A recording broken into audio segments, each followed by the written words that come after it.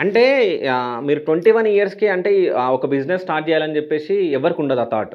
అంటే ఎవరినన్నా ఇన్‌స్పిరేషన్‌గా తీసుకొని మీరు స్టార్ట్ చేయడం జరిగిందా? లేకుంటే ఎట్లా? లేదన్నా ఏది ఇన్స్పిరేషన్ అని కాదు. లైక్ ఇన్స్పిరేషన్ అంటే సెపరేట్‌గా అది ఇది ఏమి ఉండదన్నమాట. లైక్ నేను మూవీస్ చూస్తుంటాను గానీ, నాకైతే స్పెషల్‌గా ఈ పర్టిక్యులర్ పర్సనే నా ఇన్స్పిరేషన్ అని ఏం లేదు.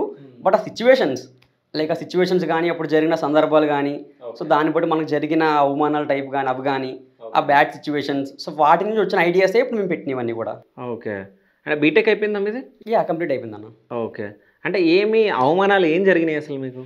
అంటే అవమానాలంటే పర్టిక్యులర్‌గా ఇది అది అని కాదన్న. లైక్ నాకు డబ్బు సంపాదించాలని ఎప్పుడు అనిపించిందంటే బలంగా లైక్ నేను 9థ్ స్టాండర్డ్‌లో ఉన్నానన్నమాట స్కూల్. నేను 8థ్ నుంచి కూడా హాస్టల్. 8థ్ నుంచి కూడా నేను రాజమండ్రిలో హాస్టల్‌లో చదివేవాడిని. సో 9థ్ స్టాండర్డ్‌లో నేను చాలా మంచి స్టూడెంట్.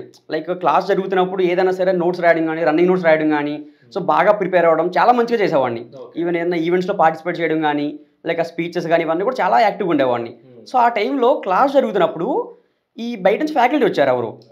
వచ్చి నన్ను అండ్ ఒక ఇద్దరు స్టూడెంట్స్‌ని ముగ్గురిని బయటికి పిలిచి మీరు ఫీజు కట్టలేదు. మీరు క్లాస్ లేదు ఏం లేదు మీకు. మీరు బయటికి రండి. మీ క్లాస్ అనవసరం ఇప్పుడు. నైట్ స్కూల్ అయ్యేంత వరకు. స్కూల్ అయ్యేంత వరకు మమ్మల్ని బయట నుంచోబెట్టారు క్లాస్ బయట. అక్కడేమో 16 మెంబర్స్ ఉంటారు కంప్లీట్‌గా క్లాస్‌కి వచ్చి. వాళ్ళందరి ముందు కూడా మేము బయట నుంచున్నాం. ఒక పక్కన క్లాస్ జరుగుతుంది. నేను చాలా బాధపడ్డా అప్పుడు. లైక్ మా ఫాదర్‌కి ఏంటంటే మా ఫాదర్ ఇక్కడ లేరు అప్పుడు.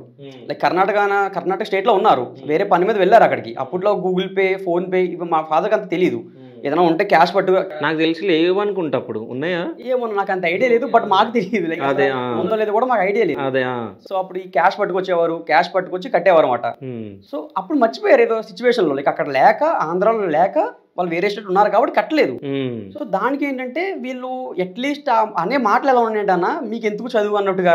లైక్ మీరు బయటికి రండి. మీరు ఇక్కడ మీరు కట్టేంత వరకు మీరు బయట నుంచోవాలి. ఈ టైప్‌లో మాట్లాడారన్న. ఓకే. ఆ టైంలో నాకు అనిపించింది మాట. లైక్ ఇంత బాగా చదువుతున్నాను కదా! లైక్ దానికి కూడా ఇంత కూడా గుర్తింపు ఉండదా? అప్పుడు నేను క్లాస్ టాప్ అన్న. చాలా మంచిగా చదివాను. చాలా యాక్టివ్‌గా ఉండేవాడిని.